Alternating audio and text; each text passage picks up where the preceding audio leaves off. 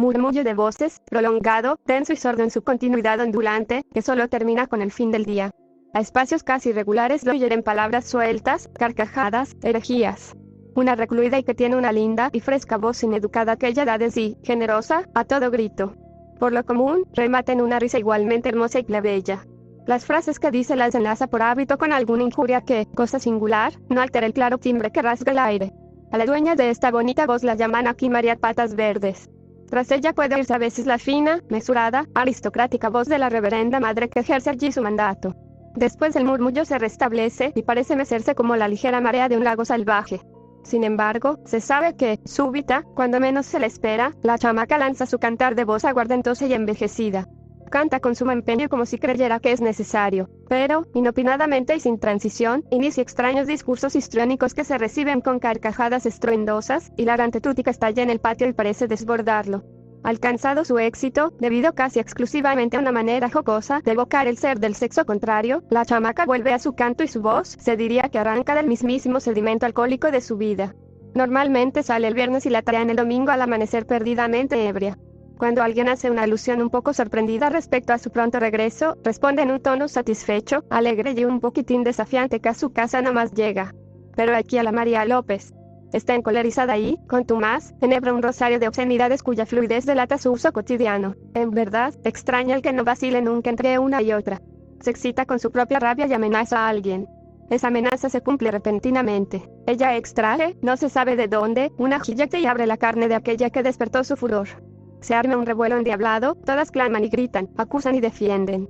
Llega al cabo, el vigilante, hombre un poco desamparado entre mujeres, coge a la María López, a pesar de la opinión muy procaz que ella emite a borbotones sobre él y su virilidad, y la arrastra a un calabozo llamado la solitaria, celda subterránea a la que parecen temer las mujeres casi con superstición. En efecto, no se dice que una vez se encerró allí a una mujer que consumó con otro una matanza, la más alevosa de la que se tiene recuerdo, la cual mujer desapareció una noche sin que quedara de ella más rastro que un gajo de cabello con piel sanguinolenta adherido a la muralla. Y, según parece, ocurrió eso a las 12 de una noche de San Juan. No obstante, pasado algún tiempo, la María López haría la misma escena parecida. La potencia de su perversidad supera el pavor de la mazmorra. Pero veamos. Ella de pronto llama a alguna y le prodiga adjetivos en extremo tiernos.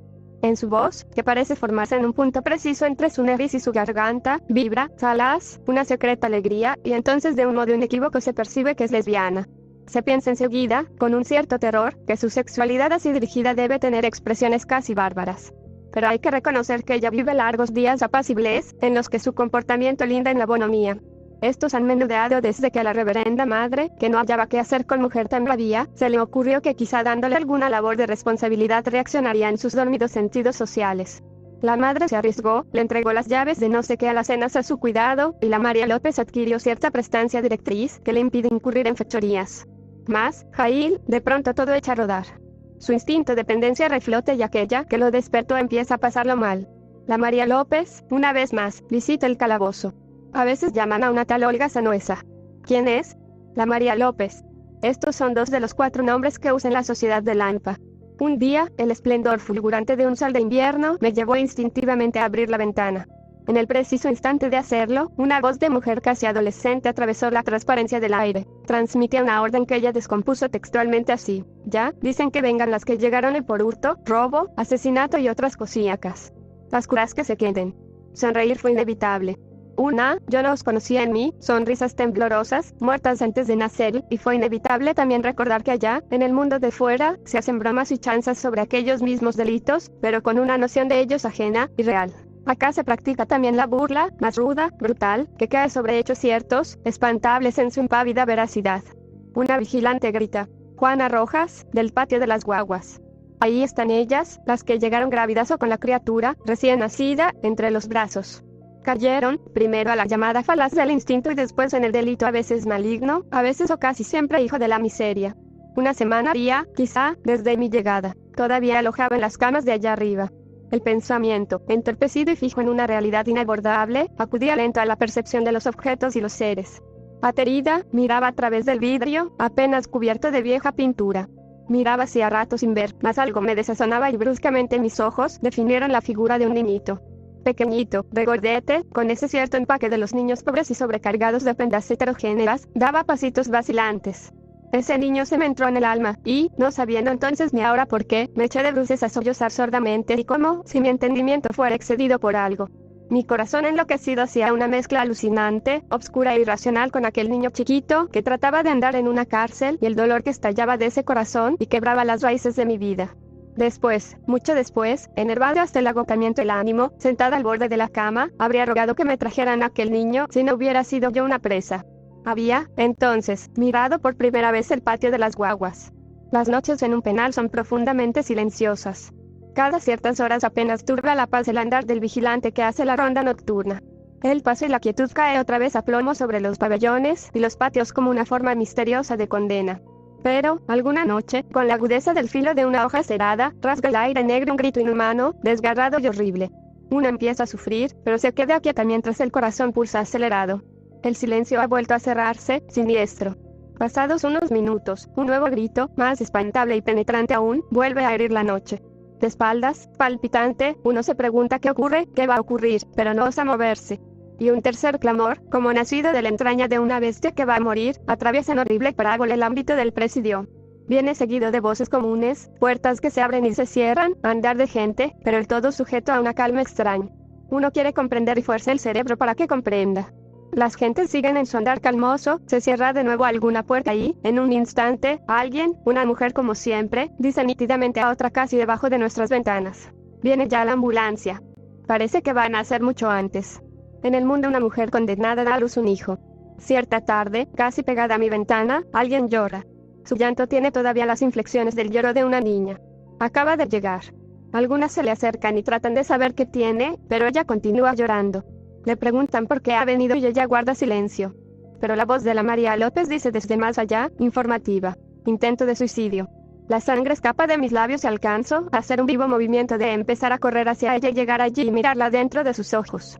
Pero una presa del pensionado no puede pasar al patio por días, ni las de aquí pueden pasar el proceso, ni las de ese el pabellón de las condenadas. Voces de la cárcel de mujeres, multiplicidad de voces. Murmullos sin tregua.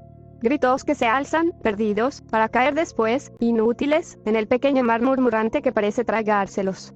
Voces que por sí mismas crean imágenes precisas, confirmadas por estas o por aquella mujer divisada desde mi cuarto cuando ellas van allí, arriba, a tender sus ropas míseras de colores inciertos. Pero luego viene la noche y el silencio empieza a detener el tiempo. La cuarta después de mi llegada escribí, casi ajena a mi ser, esto que sigue. De Nantes, en un pabellón cercano de las presas a las que llaman del patio, 3 empezaron a conversar a gritos. En el silencio percibí mecánicamente las primeras frases y de súbito me llegó el golpe que me hirió a lo largo de la vida. La mujer relataba un hecho sexual. Una angustia incontrolada y la violenta necesidad de no ir me encogieron. Me aturdí. Y me agazapé como un animal acosado.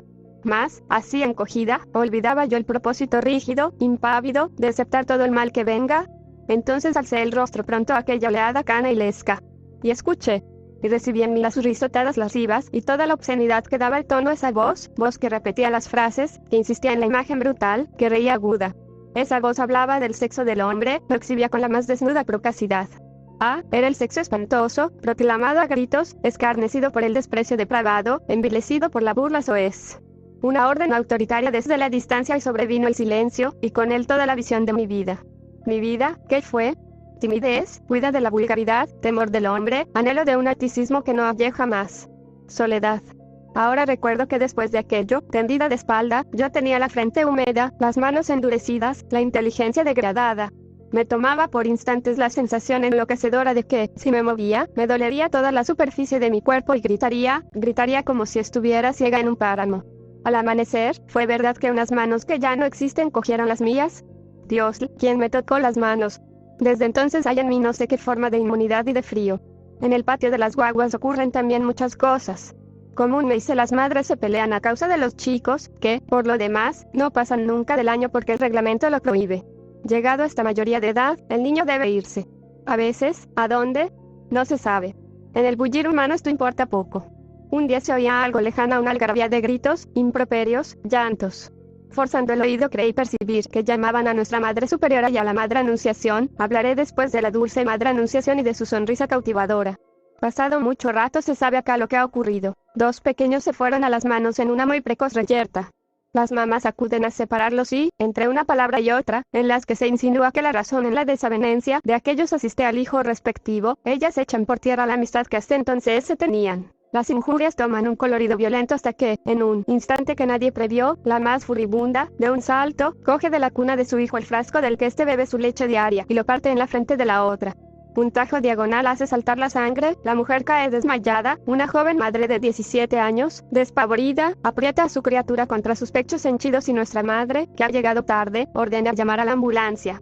Poco a poco todo se apacigua, pero en el pabellón queda flotando algo que parece mancillar los puros ojos de los pequeños, que callan. ¿Mas qué influencia telúrica ejercitaba sus poderes aquel día?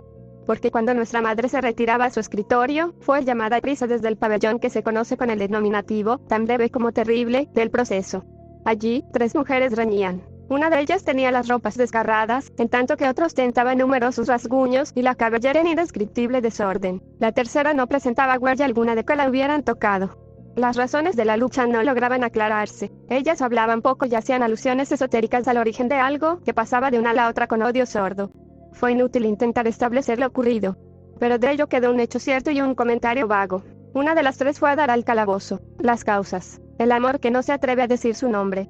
Ese amor misterioso, al parecer tan lleno de sombras y desesperanzas como el otro, dejó aquí la impronta de un drama diabólico.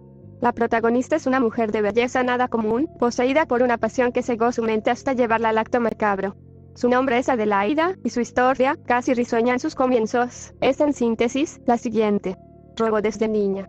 Tanto venía a dar acá una y otra vez que se hizo familiar. Cierto día apareció por su propia voluntad, alegando, llorosa, que no tenía dónde vivir. Por ser conocida ya y además trabajadora, la recibieron. Solo meses después se supo la verdad. La policía la buscaba a causa de un robo de grandes proporciones y ella descubrió el modo más sorprendente de burlar a la justicia, esconderse en la propia cárcel. Cuando empezó a desviarse su inclinación amorosa, quizá desde su primera caída, porque con frecuencia es forzoso dormir de a 2 o de a 3 en una cama, juntando 2 de estas, y en invierno los cuerpos se acercan. Era hermosa, adolescente, y despertó, es seguro, la apetencia de las mayores. Y un día, en el curso de una larga condena por robo, fue a ella quien le avasalló el amor por otra joven también condenada a larga prisión, la cual, atraído a su vez por el físico de la Adelaida, correspondió sin reservas. Y se tejió entre ambas el extraño sentimiento cuyo prohibido hechizo ardiera en los cantos de Bilitis. ¿Cómo lograban burlar la severa vigilancia? Trabajando mucho, disimulando aún más. Era difícil, sin duda, pero ahí están las cocinas, los talleres, los lavaderos, en todos los cuales se trabaja, y trabajando puede hablarse y como por azar acercarse. Pueden hallarse los ojos, pueden rozarse las manos. Y, de pronto, luego de estudiarlo y poder estar seguras, la oportunidad llega y la celda de la una se abre para la otra quedamente. Después, de nuevo solo la cercanía de inocente apariencia, solo una palabra ardiente apenas murmurada o gritada con descaro a la distancia como pura broma que desafía a las mal pensadas. Y de nuevo la ocasión es propicia y, otra vez más, una de las celdas encerrará los civilinos oficios de un amor pagano. Y así, entre los muros espesos de un presidio, 2 personas saturan de pasión su vida. Pero la prisión impuesta a la Adelaida tocaba su fin. Todos los días se quejaba, plañidera, de que no tenía dónde ir, esperanzada en que se le ofreciera quedarse, mas las buenas monjas guardaron silencio. La Adelaida tuvo que partir. El mismo día se empleó de sirvienta. El raro amor que la impelía, que ancestros de paroxismos sanguinarios desencadenó en ella. Al llegar la noche consumó lo más horrendo, porque descargó un hacha y su locura sobre el cráneo de una mujer dormida. Después huyó, pero cuidando de ser descubierta sin gran trabajo. La Adelaida había cumplido su obsesionado anhelo, volver y, de nuevo, amar. Preguntas que resbalan sobre mí y que trato de retener casi ansiosa. Respuestas que procuro hallar en algún rincón de mi entendimiento o en mi visión de los hechos que parecen formarse y deformarse como cosas que flotan dentro de un agua. Preguntas, respuestas, sonidos que resbalan en la nada. Después hubo una multitud callejera de hombres y mujeres que se prolongaban, amorfos, unos en los otros. Multitud que parecía toda ella un erizado monstruo cuya curiosidad podría triturarme. Aquí, allá, por todos lados, seres que se movían como anguilas voraces enfocando mi rostro yerto. Siempre en guardia a mi lado. Y, después, otra vez un mar humano. Pero, ahora, cerca de mí hay también un hombre de lentes a cuyo traje, finísimo, mi atención se aferra, perdida, demencial. ¿Quién le pidió que llegara hasta mí? Al fin me bajo de un auto y entro en un edificio muy viejo, muy limpio. 2 religiosas me reciben blandamente. El señor de lentes se despide, se va. Es el abogado.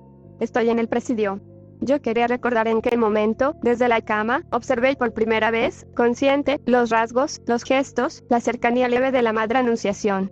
La empecé a sentir como un ser blanco tras el cual desaparecía aquel fragor tumultuario frente al que el alma se había encogido. Nunca el conocimiento de una persona fue para mí tan silencioso, tan tranquilo, tan sencillo.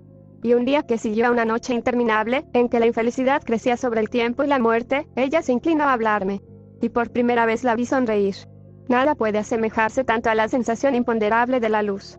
Y así fue como esa rigidez que dejara la espantosa noche, esa rigidez que estaba ahí, desde los miembros hasta la raíz del pensamiento, y al acecho del corazón que se defendía, solo, como un pequeño animal, se dio el consuelo misterioso de una de las más perfectas sonrisas que yo hallé en la vida.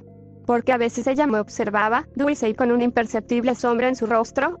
Y porque ese ser tan profundamente, tan diáfanamente religioso pudo inclinar su afecto hacia mí, que no adoraba a su Dios, hecho que no desconocía. Y, pues, día a día, durante la oración, ella rogaba fervientemente a su Jesús por mí, por mí, y, al contármelo, la pura sencillez de sus palabras me hacía bajar la cabeza. Una noche, sin que nada en mí se resistiera, simplemente, me puse a rezar con ella una oración de mi infancia. Ella rezaba y pensaba en Dios. Yo, muy bajo, la seguía y pensaba en mi gratitud a ella. Desde entonces, todas las noches es así, oh, dulce Madre Anunciación. Y en los atardeceres empecé a ir a la iglesia. Cuando por primera vez penetré al coro destinado al proceso, mis ojos se prendieron a las 3 enormes ojivas de vidrios catedrales, en los que resplandecía casi cegadora la luz suprema del día. Y, encadenadas las pupilas de ese esplendor que se resistía a extinguirse, tuve la sensación inexpresable de la muerte. Algunos días después, cuando llegaba más tarde, el pequeño templo estaba sumido en la penumbra. Una lamparilla, cuya luz vacilante emergía desde un vaso, hacía temblar grandes masas de sombras, aromas desvanecidos de incienso, misterios dormidos en la quietud del tiempo. Todo allí parecía abismarse en la oración. Y busqué a Dios. Puramente, busqué a Dios. El silencio y la soledad sobrenaturales continuaron, no obstante, más allá, sin un signo hacia mi espíritu perdido. Y busqué entonces una sombra entre esas sombras sagradas, llamé como nunca jamás misérrima, y esa sombra y ese silencio y ese Dios estaban siempre más allá. Después volví la mirada hacia el Cristo, con sus brazos tendidos en cruz desde hace 20 siglos. ¿Qué gesto hallé en su rostro apenas visible? ¿Acaso no se inclinó su frente, asintiendo, porque era cierto que él fue solo un grande, un inmenso, suicida? Y volví en los atardeceres que siguieron. Y oscilaba la luz de la lamparilla cumpliendo su secreto ritual con las sombras. Volví porque allí estaba la paz de la espiritualidad eterna, aunque la fe no me era dada. Lo espiritual, ¿qué es en el hombre? ¿Cuál la verdad de su existencia cuando después la cabeza debe inclinarse frente a la verdad arrolladora de una mujer de quien, allá en el patio de las guaguas, se ha adueñado la cólera más feroz, cólera cuya crecida llega hasta el límite último del furor? Sucede, pues, que ella, viéndose impedida de abalanzarse como ciega fiera sobre otra, para arañarle en el rostro y vista era en extremo cuidada, tanto que transformaba ciertas diéresis de finales diptongados en 2 sílabas cabales, interpolando una de B gramos, frido por frío. En todo caso, su seriedad imponía. Y los efectos a que hacía referencia se hicieron sentir al día siguiente, cuando trabó pendencia con su delatora. Separadas a tiempo, se ordenó el traslado de la María López al proceso. Tras un par de horas de estar allí instalándose y argumentando con las otras el caso en que se hallaba, dijo que se le habían quedado algunas prendas en su antiguo patio, consiguiendo autorización para volver a recogerlas. Volvió y, en vez de ir en busca de dichas prendas, se dirigió rectamente a donde su enemiga y, sin dar tiempo para la menor defensa, la cogió a bofetadas tan rápidas que aquella pronto fue derribada, casi inconsciente, lo que puso término natural, esta vez, a una riña de la María López, quien partió con paso calmo a la vera de la reverenda madre, maestra de aquel pabellón, que llegó a buscarla. Por el camino, a la reprimenda que le dirigió la monja, la María López respondió textualmente: «Madrecita, ahora usé mis manos. La próxima vez la parto en tajos». Y, como aquella le preguntara de dónde podría sacar el arma cortante necesaria a su propósito, respondió: «Es cuestión mía». En efecto, nunca se logra saber cómo, pero en su oportunidad, a pesar de la triple reja, a pesar de que todo paquete destinado a las presas los revisa primero la guardia y después la vigilante, el arma aparece. La María López, pues, ha cambiado de escenario.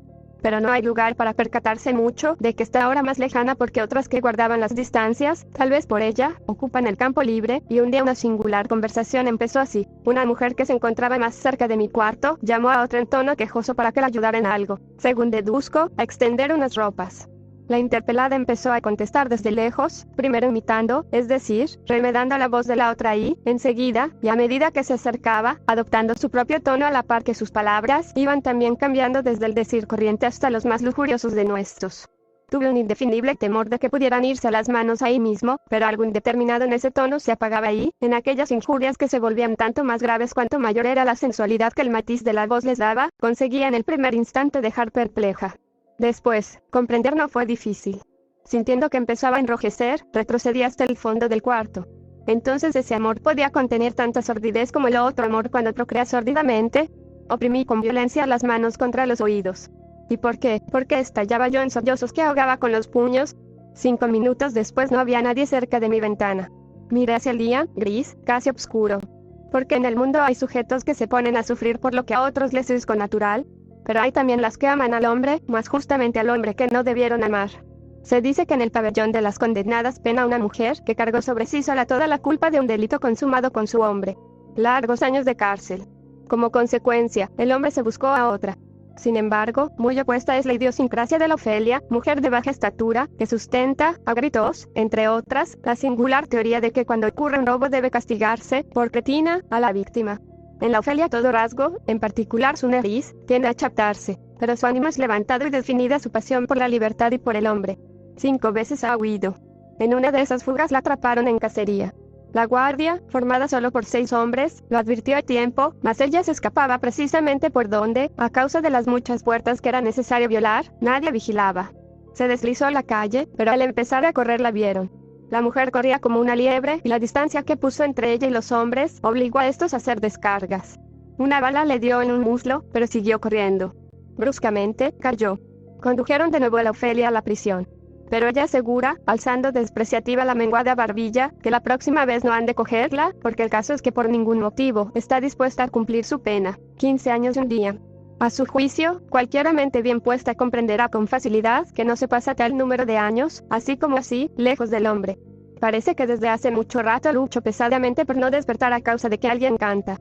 El insomnio ha desplazado un sueño de plomo hacia la mañana, pero por último la dolorosa transición cede y el canto de la chamaca crece hasta mi conciencia. Ese canto se compone, sin variar, de una especie de glissado ascendente y otro descendente, hasta algunos tonos más abajo de la nota inicial, y su asunto trata de un compadre de quien alguien se enamora. No lo capto muy bien, pero sí el agregado que ya otras veces le he oído, inspiración a todas luces exclusiva de la chamaca. Y entonces para consolarme, ay, yo me tomé mi cañón, yo me tomé.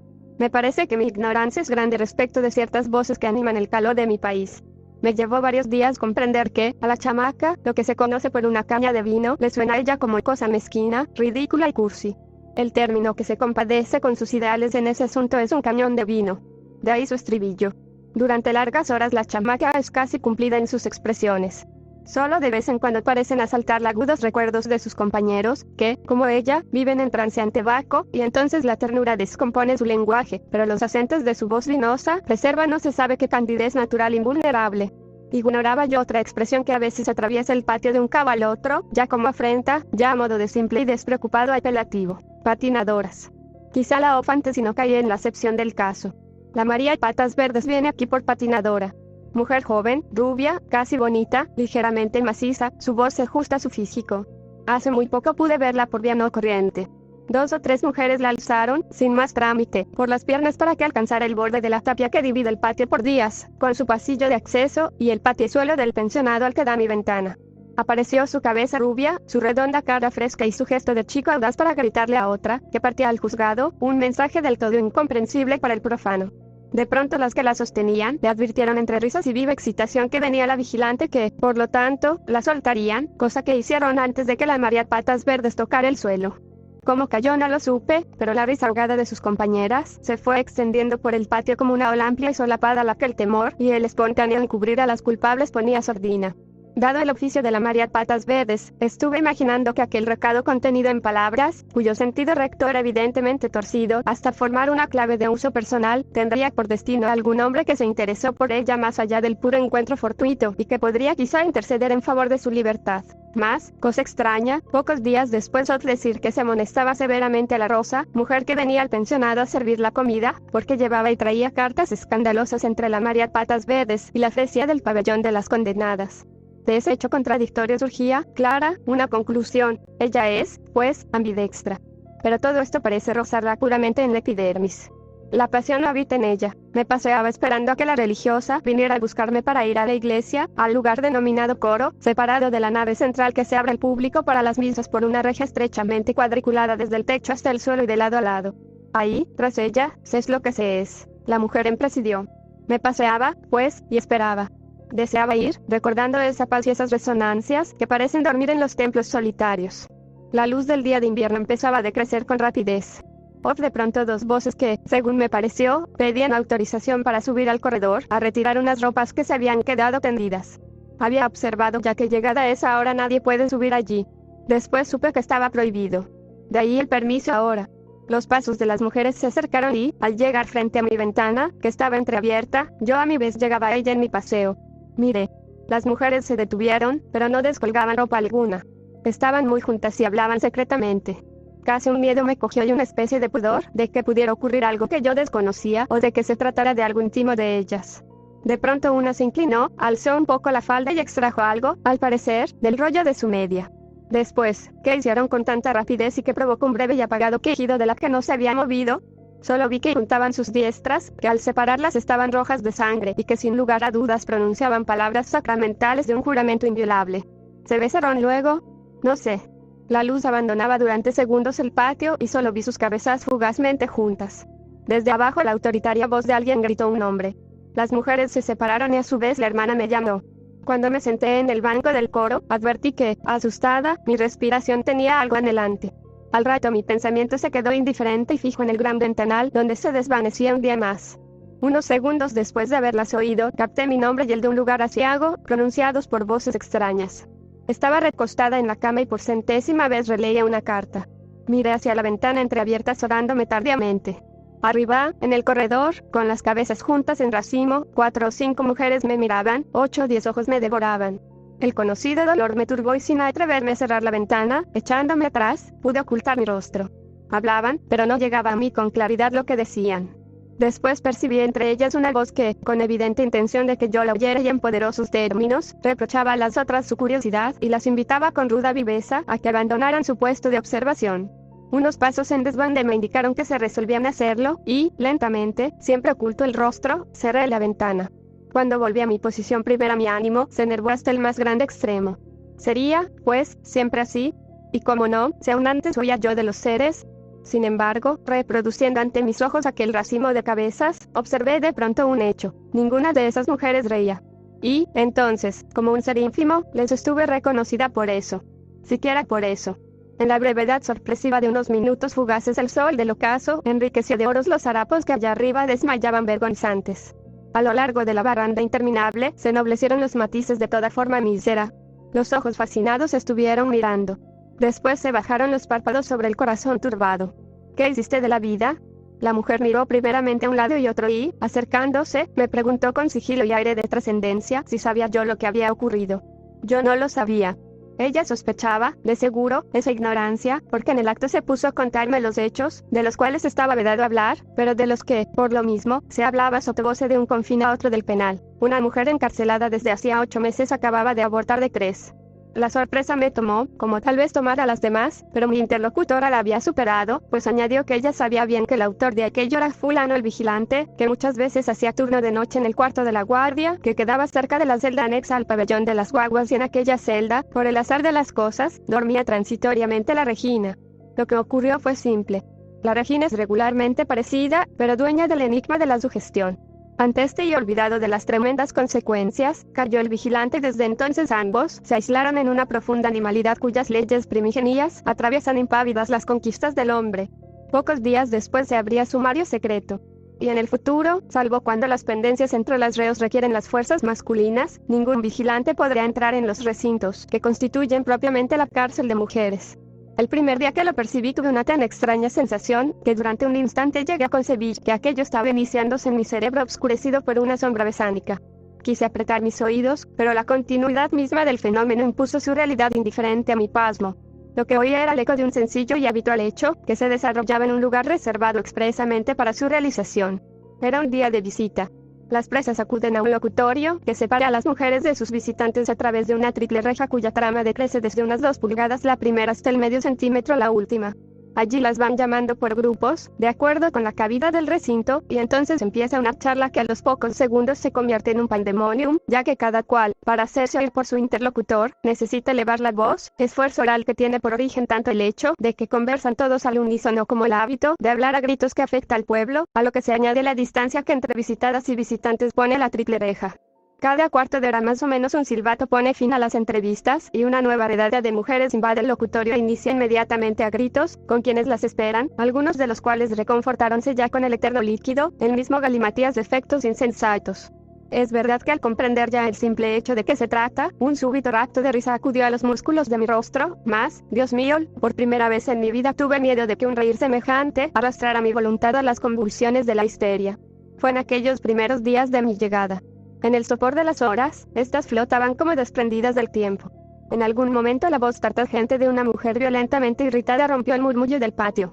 Al hacerla callar, la nombraron y mi atención se volvió hacia su voz, porque ese mismo nombre me es querido, Elia.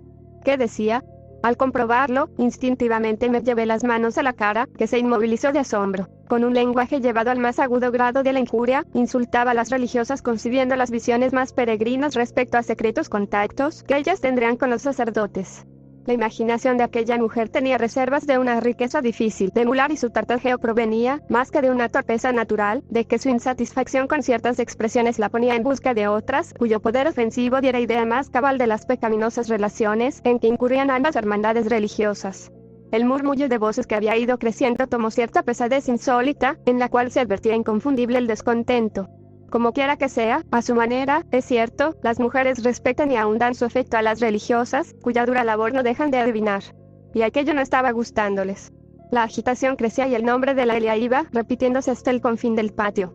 Entonces la reverenda madre ordenó trasladar a la desbocada mujer el proceso, a donde debía pasar en breve de todos modos. Pero ella, adosándose firmemente a la muralla que halló más cerca, con su cortaplumas en mano, cuya procedencia, si se sospecha, no podrá establecerse jamás, desafiaba que de allí la sacaran. El vocerío crecía en olas. 3 vigilantes mujeres que, resueltas, fueron a buscarla se detuvieron a la distancia y retrocedieron. La autoridad de la reverenda madre fue desestimada también por la Elia sin miramientos. Al fin, el cabo y 2 vigilantes, cogiéndola por sorpresa, le hicieron soltar el cortaplumas, pero aquella joven, de 24 años, fornida y de alta estatura, les prodigó un crecido número de bofetadas antes de que la redujeran. Y al punto de serlo se dejó caer con todo el peso de su cuerpo, gritando, y los hombres hubieron de arrastrarla, literalmente como un saco, cerca de media cuadra hasta llegar al proceso. Allí se cerró tras ella la pesada puerta de la solitaria, que se tragó también su voz. Cuando aquello terminó, en el patio la ola de gritos había decrecido, mas, aquí y allá, alguna carcajada cortaba de raíz cualquiera trascendencia que quisiera dársela al suceso. Y el murmullo de la normalidad sucedía a la borrasca. Cárcel de mujeres. Se piensa en ella y otro nombre acude a la mente, inevitable. Congregación de las monjas del Buen Pastor. Comunidad admirable, rendida a una labor, como pocas, heroica. Mujeres cuya pureza de alma es capaz de dar el temple necesario para una convivencia diaria y sin tregua con seres a los que la vida situó exactamente en el cabo opuesto de los mandatos morales. Mujeres de aspiraciones humildes, que dan por bien pagado su duro trabajo cuando el número de delincuentes que acceden a recibir el sacramento aumenta en 10 o 15. Mujeres que deben acorazar sus pudores y la finura de sus costumbres, de raigambre aristocrática, frente a otras para cuya gran mayoría no hay más ley que la violencia, ni más principios que el deseo. Si se observa que su sola presencia contiene a las presas, movidas por un respeto que arraiga obscuro en sus rudimentos morales, se comprende el papel que interpretan las religiosas en un recinto como esta prisión. En la comunidad ellas se levantan a las 5. Y, aunque sus primeros quehaceres son las oraciones en el templo, no falta jamás este u otro menester emanado del inquieto, y a veces siniestro, presidio. Cuando la jornada termina, se recogen en el hogar común, pero ahí también su tan merecido descanso se ve con frecuencia alterado por duras obligaciones a deshora. Mujeres de vida ascética, cuyos trabajos ingratos solo finalizan con la muerte. Quien las vea de cerca ha de confundirse un poco avergonzado ante el rigor de una tarea realizada para ofrendarla, día a día, a los pies del maestro. En este mismo cuarto, en esta misma cama, ¿cuántas han dormido y velado? Hace algún tiempo una mujer joven vino aquí porque había matado a su padre. En las noches padecía terrores, obsesionada por la idea de que el fantasma o el alma de él vendría a requerirla. En la oscuridad del cuarto, ella, aterrada, creía verlo, oírlo. En la oscuridad del cuarto, yo, anhelante, busqué en vano una respuesta, un signo. Ella temía la sombra fantasmal de él. Yo invoqué ardiente una sombra para conocer lo que fue. A ella, quizá, la aparición la interrogaba. Mi angustia, quizá, quedaría sin respuesta. Sin respuesta por siempre jamás. Pasado un tiempo se repara, pensativa, en una particularidad. Entre todos los nombres que a diario se gritan para conducir a las presas a los juzgados o por cualquier otra causa, nunca se oyen apellidos extranjeros. Todos se registran en la más chilena nomenclatura. Solo una vez percibí la voz de una italiana ebria que relataba un sinfín de peripecias con un sujeto, como ella italiano, que, al parecer, no era exactamente su esposo. Sin embargo, la abstrusa fonética de los nombres extranjeros puede oírse con frecuencia en el pensionado. Y junto a ellos se oirán también sonoros apellidos de la rancia aristocracia criolla. A muy pocas de todas esas personas he conocido. Por bondad inagotable de su anunciación, me está permitido aislarme, tránsfuga eterna de la humana curiosidad. Además, ¿qué haré yo entre ellas, que solo llegan aquí por cheques en descubierto, estafas más o menos cuantiosas, compras o ventas vedadas por la ley, fraude, usura, abortos en los que la suerte fue adversa? Solo a lo lejos llega alguna que violó el principio de la vida. A muy pocas he conocido, pero a todas las he oído. Llegan aquí presentando frentes heterogéneos. Llorando, casi nunca. A la defensiva las más. Después siguen las que muestran un melancólico fatalismo, las que hallan el asunto asaz gracioso, las que se apresuran a explicar que en el caso ha habido un error lamentable, las que lo toman con serenidad espartana. El pensionado es un pequeño edificio relativamente nuevo, enclavado en el patio por días, que la piedad de las hermanas habilitó como refugio para recibir a quienes tienen una desventura menos un derecho injusto más, poder pagar. Sin embargo, las severas religiosas cierran la puerta de este recinto a dos clases de reos, la meretriz y la ladrona, así, ladrona sin eufemismos jurídicos. Pero el historial del pensionado tiene algunas quiebras a tal norma. Se deslizó, elegantísima, amable, cierta señora proxeneta que mantenía varias casas. Cuanto a las segundas, un ávido cuyo confuso proceso por robo de joyas impidió saber la realidad del hecho, y un extraño detalle, esa señora llevaba un conocido apellido de la alta sociedad. Puede observarse que las primeras manifestaciones de quienes son miembros de la vieja aristocracia son casi siempre las mismas, la que hace notar muy rápidamente que entre ella y la clase circundante media buena distancia, y la que nunca se acuerda del valor del apellido con que naciera, o porque lo lleva adherido a sí misma como su propia piel, o porque, según las muestras, le sirvió bien poco en el duro aprieto en que ha caído.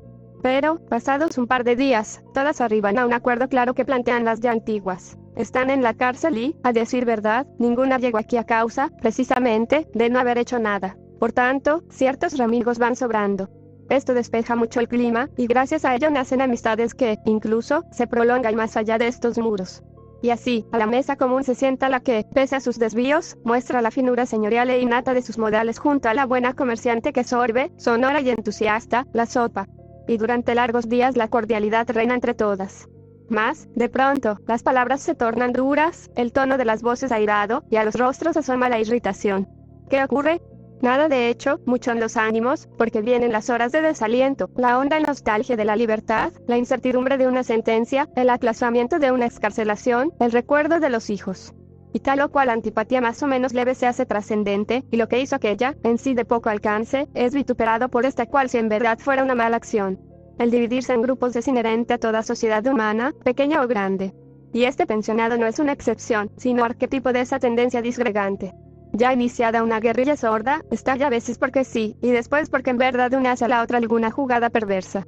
Pero un día cualquiera llega una nueva y procesada de cierto desagradable, molesta a todas con sus larguísimas cuitas, como si estas fueran las únicas que importan en todo el orbe. Hace notar con pertinacia que ella es inocente, cosa que debe distinguirse muy bien entre las demás, que si están aquí es porque han delinquido. Al principio la aguantan por educación, pero luego se unen todas, olvidan sus rencillas y se lanzan, en masa, sobre la poco agradable persona. Cuelga decir que ésta lo pasa mal, ya que no ha de ser la cárcel precisamente lugar para contener ciertas hipérboles del lenguaje hiriente.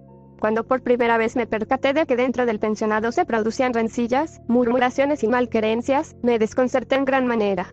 Era posible, pues, que en lugar tan insólito las gentes persistieran en sus inquinas y en hacerse odiosa la vida en común.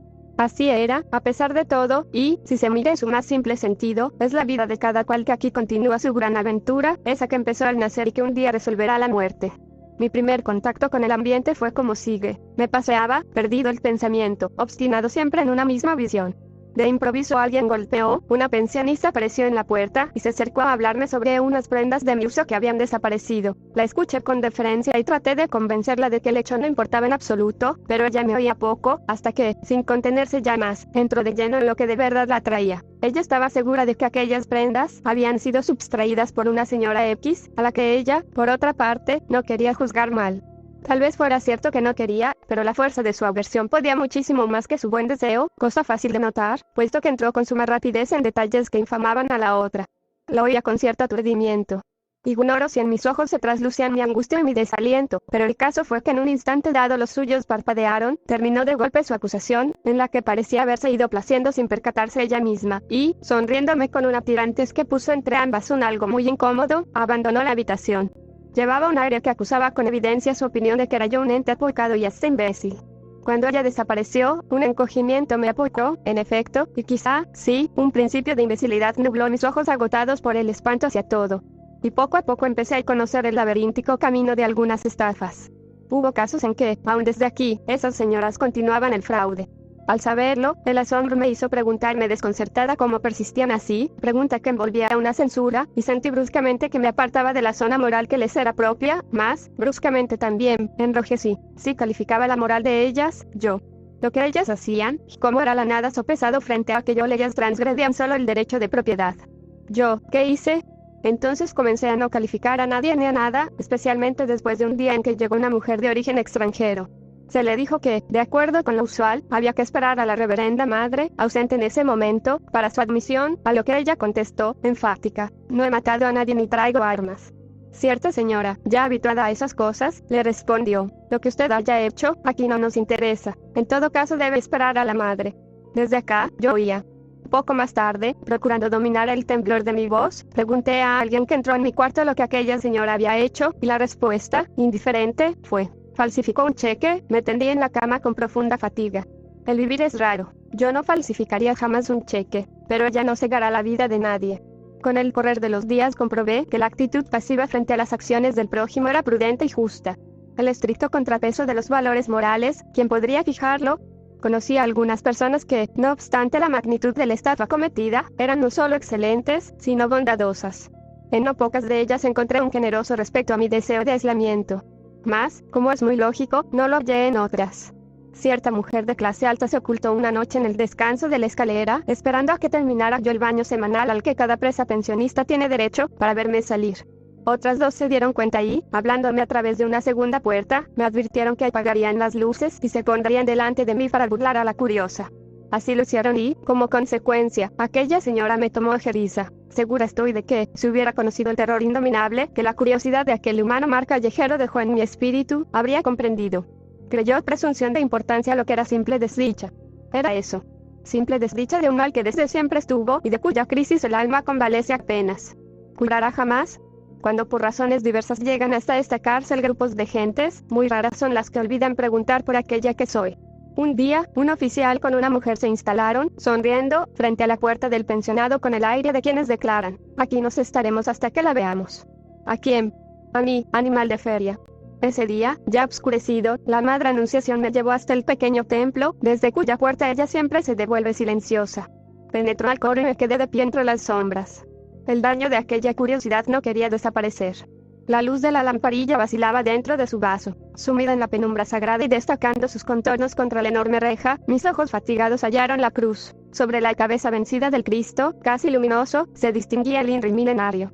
Y me senté frente a ella y empezaron a crecer las punzadas intermitentes del corazón desquiciado, y una vez más el sufrir se irguió como una ola que iba a estallar contra él y más allá. Oletus Nazarenus, recluderum. El tiempo pasó. La lucecilla y el Cristo estaban inmóviles sobre el silencio, la soledad y el misterio absoluto de la muerte. Alrededor de las 3 de la mañana la mujer del calabozo empezó con su chillido agudo, largo, espeluznante. Lo reiniciaba a intervalos imprevisibles y toda vez parecía agradar la obscuridad como un delgado reptil interminable que aullara a lo largo de sí mismo. Se retiene el aliento, pero aquel aullido sobrepasa la propia respiración, y se sufre entonces por el grito en sí porque dura más allá de lo que es soportable. ¿Por qué no es posible evitarlo? La mujer no padece un dolor físico, uno lo sabe, ni tampoco hay angustia ni desesperación en ese grito. Quizás sea porque atraviesa la noche de la cárcel. La cárcel donde se está. Tal vez a ella le place lanzar esa voz fatídica, o quizá no tiene conciencia de su grito, y es el mero lenguaje de la noche, de la tremenda noche enemiga. Poco más tarde todo calla y uno se hunde en el sueño y empieza a debatirse entre sombras irracionales. Pero llega el día, y con él las voces. La chamaca canta conocidas canciones populares, dejando de su propia responsabilidad los versos. Más acá una mujer hilora porque seguramente acaba de llegar por vez primera, y la María Patas Verdes ríe con todo el alcance de su cantarina garganta. Lejano, apagado, uno de los coros, formados por las religiosas con las reclusas, empieza a ensayar un himno sagrado. Entretanto, en otros patios, ¿qué ocurre? Veamos. La Feliz es una mujer muy breve de estatura, pero esta mengua está compensada con largueza por la grande turbulencia de su carácter. Ella debía cumplir 15 días de encierro en uno de los calabozos del tercer piso en el pabellón de las condenadas. Tanto renegó, pateó y aulló aquella desgracia en que la maldad humana la sumía, que la reverenda madre ordenó sacarla a dar unas vueltas en el patio, donde, de paso, podría asearse. Así se hizo. Pero la Feliz ya comenzó por arguir que necesitaba hacerse un peinado. Las vigilantes, impacientadas, empezaron a urgirla, pero el resultado fue que la Felicia declaró que no regresaría, que se quedaría donde estaba. Aquellas intentaron obligarla, mas la mujercilla se defendía con puntapiés muy veloces a las piernas de las otras. Fue menester entonces llamar a un cabo, quien la emplazó a seguirlo. Pero, como ella deseaba lo contrario, se dedicó a manifestárselo de modo que él no concibiera dudas. El cabo, entretanto, la miró de hito en hito, calculó rápidamente que, en cuanto a kilos, ella era una nonada, y, cogiéndola sin más por la cintura, emprendió la marcha, subió a los 2 pisos y la depositó un poco rudamente adentro del calabozo.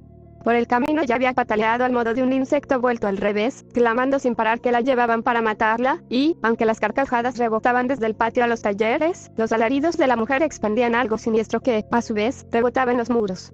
Sin embargo, cuando el vigilante corría los cerrojos, ella le gritó desde adentro con voz cambiada y perversidad femenil que lo que él había hecho era exactamente traerla como ella quería, en brazos.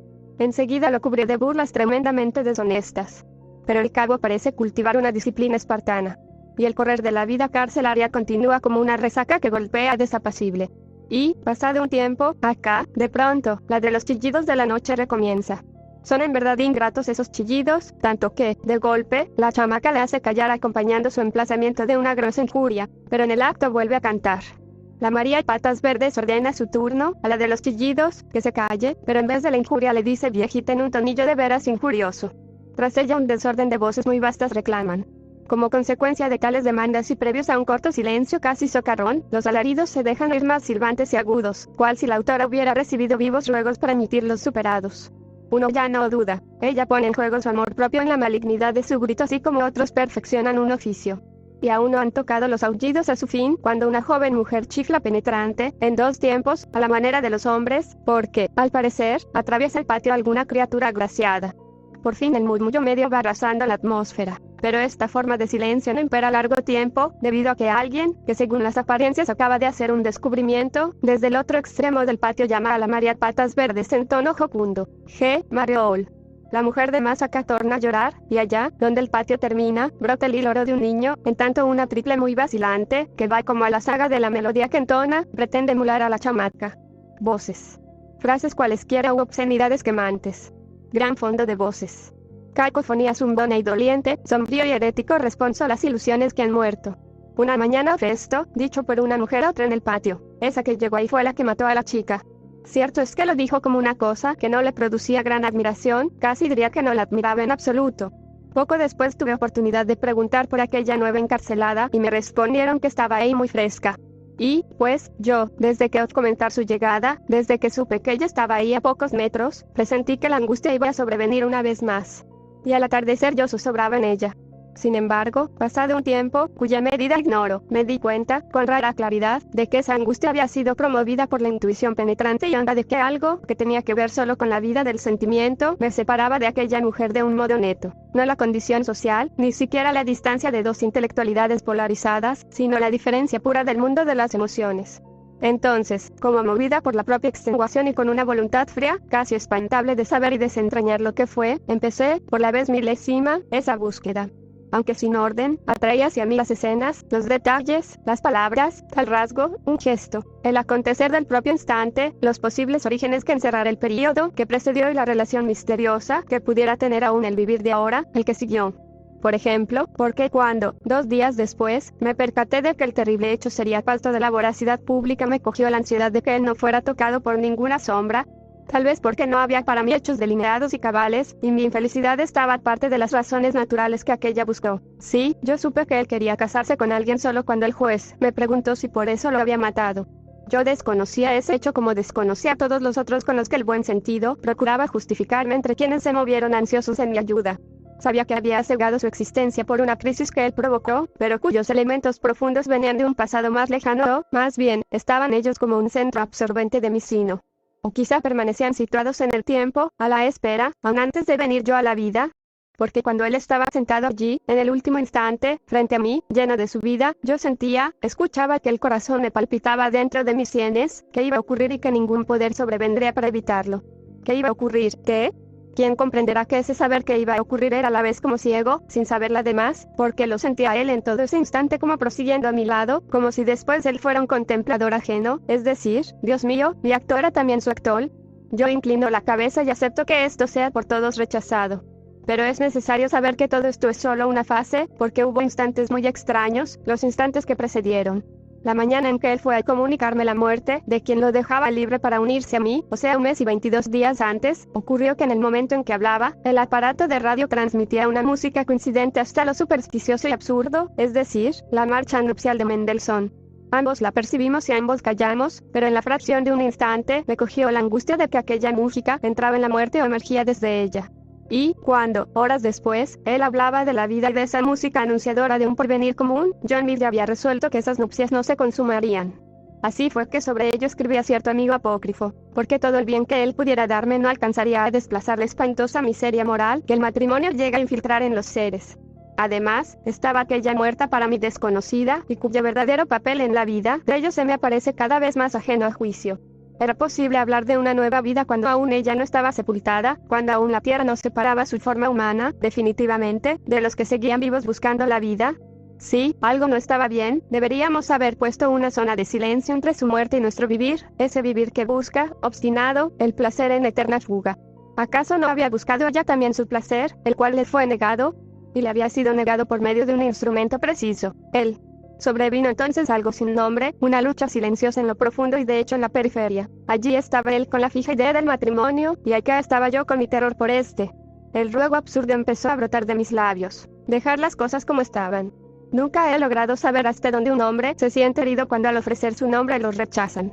Una a una, cada cual cargada con el mal de que era portadora, vinieron las noches del insomnio. A veces, arrancándome a sus efectos febriles, buscando un acercaría jamás a mí que, por lo mismo, no podría desolarme por la frustración de grandes ilusiones.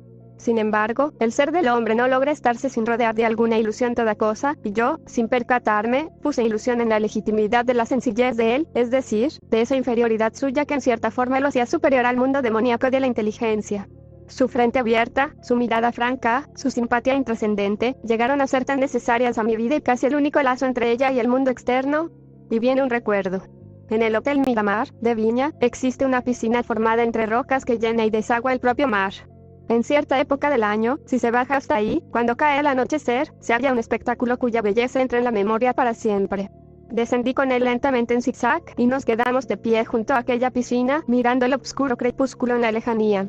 De pronto los ojos bajaron y la belleza de aquellos entró inesperado hasta el mismo corazón. Sobre el agua de la poza negra brillaba, purísimo, el diamante de un solo astro. Nada más que él, solitario. ¿Qué lo hacía tan viviente? El negro inmóvil, hondo del agua, esplendía de sí mismo y se estaba ahí, cerca, cuán cerca si yo extendiera mis brazos, podría cogerlo entre las manos. Dioses, sería como tener en ellas, centelleante quieta, una gota de universal, pero fue necesario partir. A mi lado él callaba, estaba al margen, no sufría el mal de lo bello, pero era capaz de respetarlo siempre. Y, no obstante, sin poder evitarlo, medité en que nunca podría sentirlo a él así luminoso y aparte en el centro de mis sueños. Pasado un tiempo, él volvió allí con otros. Al regresar me habló voluble y suave de mí y de esa luz en el agua. Yo me turbé, me avergoncé, él me asimilaba a aquella visión, ingenuamente, y yo, dolorosamente, lo vi ajeno a ella en la soledad de mi alma. Si hubiera podido cultivar yo un sentimiento maternal, ese que dicen sentir muchas mujeres por el hombre, ¿nos habría salvado? Pienso que sí, ya que las cosas sucedieron bajo un sentimiento contrario, es decir, siempre la imagen del hombre estuvo en mí contenida en la idea del padre que perdí y no conocí. Y, pues, a lo largo de la vida y muy tarde, he debido de concluir que un hombre, para extender su sentimiento amoroso hasta la actitud paternal, necesita ser un varón extraordinario y profundamente fuerte. Contener, no ser contenido, como parece ocurrir siempre. Pero vanas son las disquisiciones sobre lo que pudo ser. Quizá, sí, todo se redujo a que él, de pronto, sintió, como yo antaño, que el amor es solo el espejismo de una misteriosa aspiración que anida en el alma y de ella se nutre. O bien, fue lo contrario, y su aspiración se volvió hacia el rostro de una niña que, al parecer, lo amaba. Día y noche me formuló la pregunta inútil: si así era, ¿por qué callaba? Porque, si conocía bien que yo no sería para él jamás lo que, seguramente, ella podría ser. ¿Por qué? Uno vive y va llenándose de la experiencia que traen los años. Se cree que ya es posible mirar a las gentes sin exigirles lo que no pueden dar. Se piensa que, como ciertas bestias de la selva, es posible ser solo. La seguridad de estar acorazados frente al ataque parece volvernos serenos. Mas la pequeña ilusión fue cultivándose a sí misma, subrepticia, y, cuando creíamos no pedir nada en verdad, confiábamos en los dones y las virtudes con que identificábamos a los otros, especialmente a quien permitimos, con cierta negligencia, avanzar, más que el resto, en esa zona privada que no debió franquear. No le exigíamos ese elegido, es cierto, el agua lengua espiritual que pudiera iluminar nuestras tristezas, mas, pese al frío escepticismo, a las reservas infinitas de nuestro trato, le asignamos insensiblemente aquellas cualidades. Despojado de ellas, ¿qué quedaba? Y bien, todo ello así y aún mucho más si lo hubiere, ¿acaso la responsabilidad de haberse permitido la pequeña ilusión no estaba en uno mismo? Cierto que esta era pequeña y pudieron no defraudarnos. Pero era pequeña y pudimos seguir de largo. Días desesperados, extrañamente vertiginosos y agotadoramente inacabables. Estos tienen un nombre: lo horrible. ¿En qué momento estuve yo arrodillada al borde de la cama, entrecruzadas las manos y los ojos como ciegos? ¿Por qué llegué a arrodillarme casi inconsciente de mi acto? Porque la madre de él llenó mi pensamiento. En la plena noche desperté. La mujer que tosía ya en el pabellón de enfrente, cuando terminé por dormirme, continuaba tosiendo, y un acceso penoso y sin fin que debió de extenuarla me arrancó del sueño. Y pasado un tiempo volvía a toser, y yo pensaba que ella sufría. Después, quizá, se durmió un rato. En cambio, mis ojos estaban abiertos sobre la obscuridad compacta. Lo absurdo se adueña de la noche, entra en ella, y, como fruto de la fusión sigilosa e invisible, surgen hechos que en otra hora no lograrían jamás tomar camino y avanzar y demostrarse ciertos. Y eso ocurrió. En la densa sombra, ante mí, lo supe de súbito. El rostro de él y el rostro de mi hermano, aquel que yo amé a los 5 años, se parecían. Se asemejaban cuanto cabe a un rostro de 10 años, a asemejarse a otro de más de 30, y a aquel. El asombro de no haberlo advertido antes crecía. Había sido por eso entonces, por esa semejanza que repercutió en la memoria dormida, por lo que, a pesar de todo y sin saber bien por qué, me detuve en él y lo elegí entre otros. La noche continuaba interminable, quebrada a intervalos por la tos de la mujer enferma. Y empecé a recordar cómo mi timidez infantil adoró a aquel hermano, que era para mí un poseedor de las maravillas del mundo. Raúl, él tenía 10 años y un día me dijeron que había muerto. Por un encuentro muy fortuito, ya que la Madre Anunciación me protege de ellos cuanto les es posible y sin yo pedírselo, llevada solo por esa finura, hija de la bondad, 10 de mañana, un poco a la distancia, aquella mujer, es decir, a la Rosa Fabrías, de cuyo antebrazo manaba sangre. Pregunté después acá por qué ella estaba así, y me respondieron: esa mujer, sí es salvaje. Cuando rabia se taje a sí misma.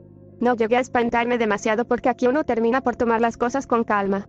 Mas, debajo de lo que esa salvajada me había repelido, estaba otra cosa que trascendía. La visión de esa sangre se fue al encuentro del recuerdo de otra sangre que yo vi correr desde la comisura derecha de la boca de él. ¿Cómo escribir sobre esto? Fue la noción de su muerte, de que él moría, y es en el lapso de esa noción donde creo que su brutal realidad me enajenó. Era una pena infinita, una protesta irrazonada como si otro, que no era yo, lo hubiera herido. Yo quería de algún modo restañar esa sangre, impedir que corriera, porque así él no moriría. Impedir que corriera al preguntas a la inteligencia insobornable. Respuestas siempre parcas, vanas, precarias. Preguntas dirigidas como dardos adentro mismo de la herida. Respuestas que gimen postradas o se alzan enloquecidas contra la patética y aberrante creación del ser del hombre por un Dios incoherente, pero uno después, como los niños, se refugia en las imágenes. Entonces a ratos aquello se me aparece como si, por un fenómeno de precipitación conseguida por un agente ignorado que aguardaba dentro de su alma, yo hubiera resumido en él toda la desventura que conocí en la vida. ¿Pero en qué momento fue? Cuando por primera vez sus ojos siempre francos rehuyeron, se evadieron y no miraron ya más de frente. ¿O cuando vi con repentino miedo que se rompía el último lazo que me unía al mundo exterior? Razones, causas, razones. Nada sirve de nada. aunque hubiera 100, ¿existe acaso una? ¿Pesan todas ellas juntas, hasta la última, cuando en el otro lado de la balanza aparece su muerte? Yo contemplo eso y me pregunto, ¿por qué vino el proceso? Hay acciones que físicamente son claras. Si aquello lo fue, ¿por qué no hacer la justicia humana también físicamente consecuente? Era lo simple y debí morir. Porque la zona profunda de mi yo no es accesible a los demás, como la de ninguno de ellos al otro. Y, allí donde se hunden las raíces de lo consciente, las sombras empiezan y el propio yo zozobra.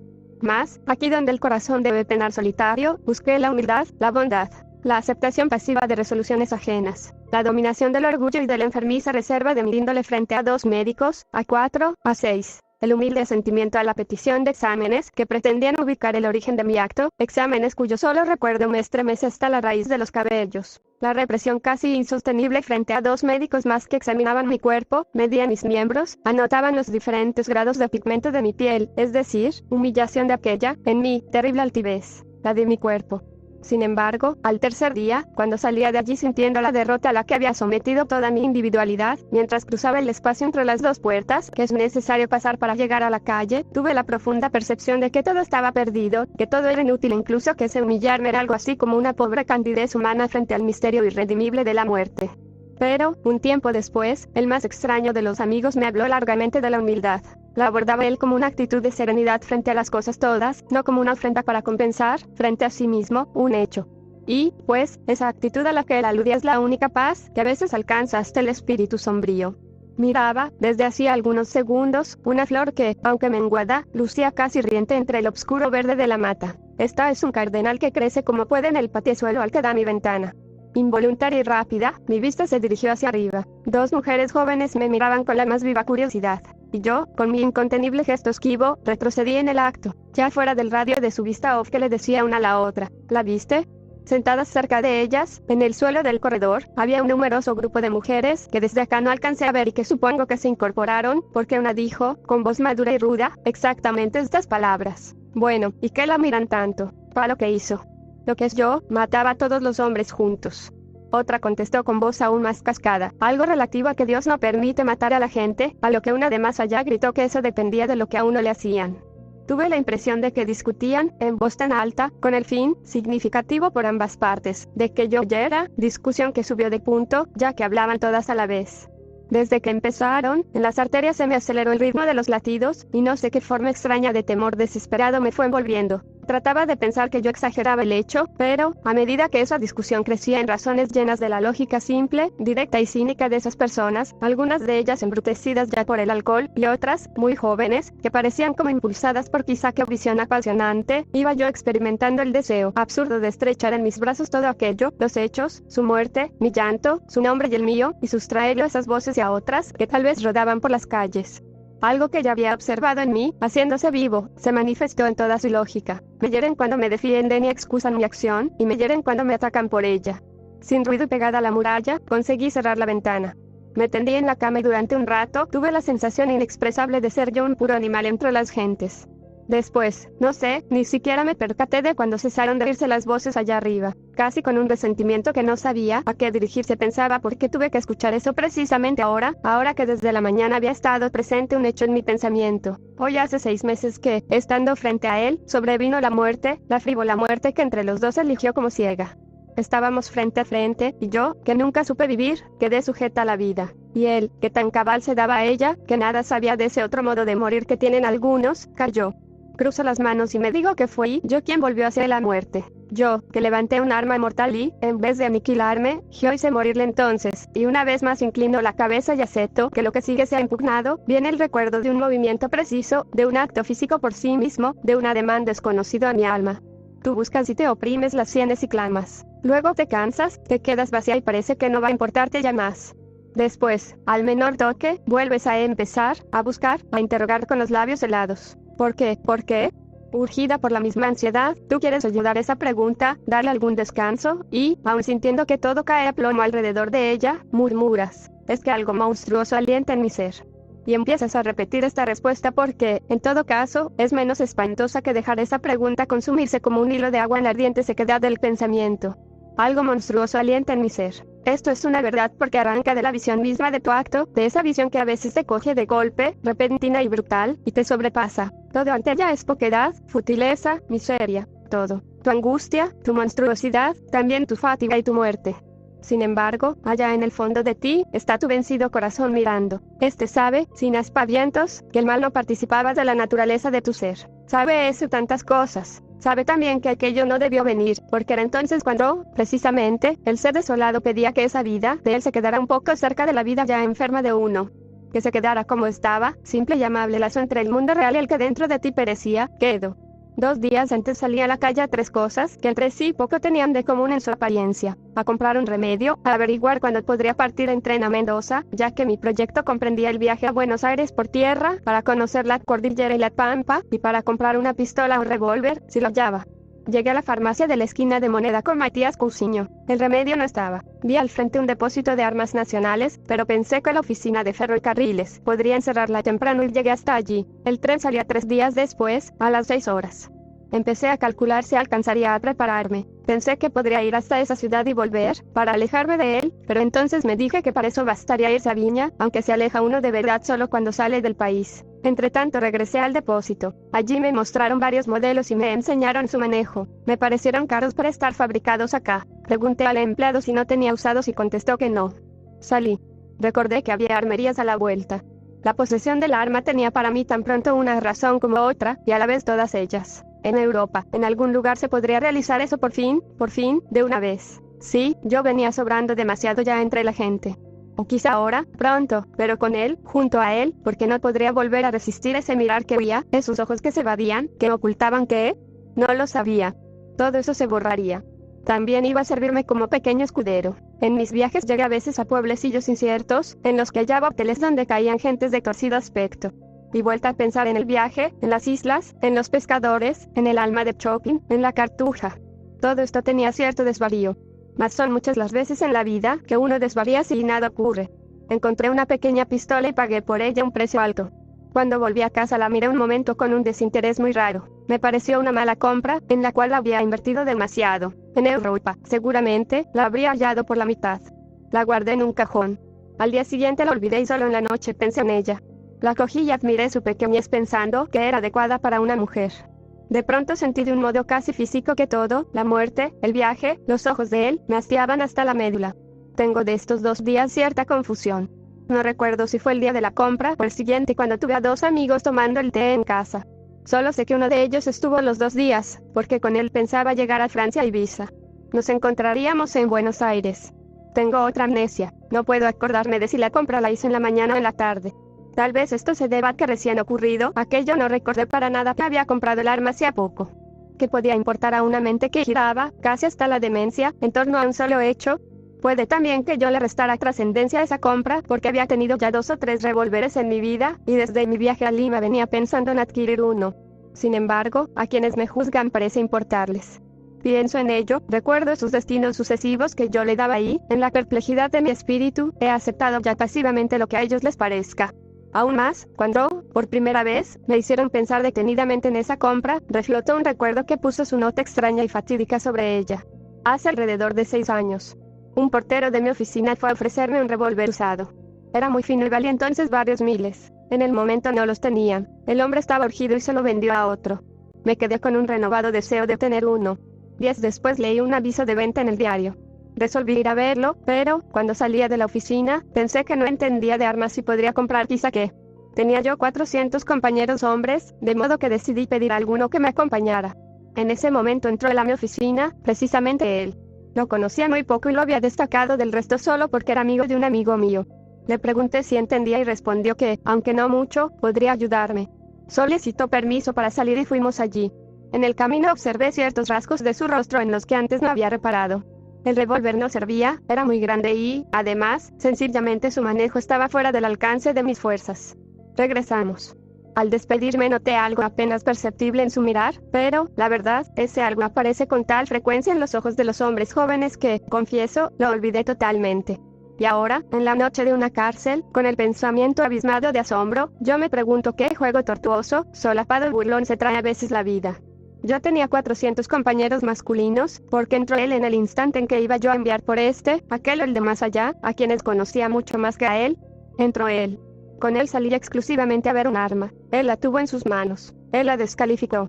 Además, después de esa salida noté que me abordaba para preguntarme sobre el asunto, y yo aceptaba sonriendo ese pretexto, pues de no mediar él no se habría atrevido a hablarme. Cuando un prisionero piensa en la palabra destino, esa palabra se agiganta cailada, extendiendo la fatalidad de sus tentáculos hasta estrangular la vida. Bajo el silencio, ese que se siente respirar adentro de la noche, con las pupilas dilatadas por tanta sombra, los labios llegan a murmurar, de hecho, la pregunta que quizá no ha de cejar jamás. Tú, ¿por qué llegaste a hacerlo en el último instante? ¿Por qué pudiste hacerlo? Me incorporo bruscamente, me parece que algo retrocede hasta debajo del cerebro y ahí desaparece. Entonces de nuevo me desplomo y una horrible opresión de frialdad, un cansancio que pesa mucho en las sienes, dan la respuesta a mis labios yertos. Los actos nacen con uno. El tiempo parece luchar en la obscuridad. El cerebro y las sienes siguen fatigados. Aquella respuesta está ahí, indiferente y fija. Pero acá está la angustia que no acepta nada. Y vinieron los días en que empezaba, tenaz, el pensamiento a discernir la muerte. Uno recuerda lo que dijo su autor, y otro, aquello que venía por el camino de las intuiciones, lo otro que asoma a veces casi simple en el mundo de las ciencias, o cómo se inclina el alma de los místicos hacia el instante mortal que los devuelve a su Dios. Desde el fondo de la memoria asoman los ojos de una bestia que nos miraba porque iba a morir y nos dolía ese mirar hasta la desesperación. Sin embargo, no hubo asiáticos que veneraban como un don de la divinidad del morir. De pronto el pensamiento cede y percibe que se puso a rebuscar y rebuscar, pues lo que deseaba de verdad en su desconsuelo el alma era que la muerte no fuese la muerte. Cuando iba a partir, tuve la penetrante intuición de algo. Pensé que no regresaría. Guardé el arma en el bolsillo y escribí un papel en el que dejaba una suma de $, a determinada persona. Hubo un momento en que busqué cierto ridículo ante mí misma e intenté ampararme en él, pero al pensarlo y reconocer la profunda fatiga de mi ánimo, la certeza de que jamás, pese a haber vivido tanto, hallé un ser íntegro y fuerte, y de que mi propia jornada fue una sola frustración, una disonancia, vi que estaba soportando unos días aciagos que no podría resistir más. Frente a ello el ridículo era una pobre cosa que no se sostenía a sí misma. Y no me salvó. Y llegué allí, y ante aquellos ojos vagos el acto monstruoso estalló en mi ser y todo se precipitó, consumado. Para siempre. ¿Quién comprenderá? Para siempre. Si puse el arma en el bolsillo, si cuando me dirigí hacia allá, por el camino me asaltó la ansiedad de que no vería nunca más el hondo verde de la naturaleza, el aire azul, las viviendas de los hombres, y le dije a aquel chofer que fuera más lento, iba yo ciertamente al encuentro de mi muerte. La libertad de morir había sido cultivada, meditada, por mí desde muchos estados, es decir, era ella la reserva delicada de las tristezas que trajeron los años, el acto simple de una soledad impenitente, la decisión justa que resultaba de una incapacidad casi patológica de estar entre los seres, la meta natural de esa grave y constante angustia, de no servir para nada ni para nadie. Iba, pues, hacia el fin. Si iba, ¿qué transmutación animal degeneró mi voluntad? Quizá hay climas morales que al saturar inficionan, y yo recuerdo mucho que el transcurrir de esas horas, de esos días, era denso, atribulado y estaba como regido por las leyes mudas de la muerte. A menudo me sorprendo ensimismada, de pie, en el centro del cuarto, igual que muchos, seguramente, antes que yo, igual que hoy mismo muchos otros en las cárceles del mundo.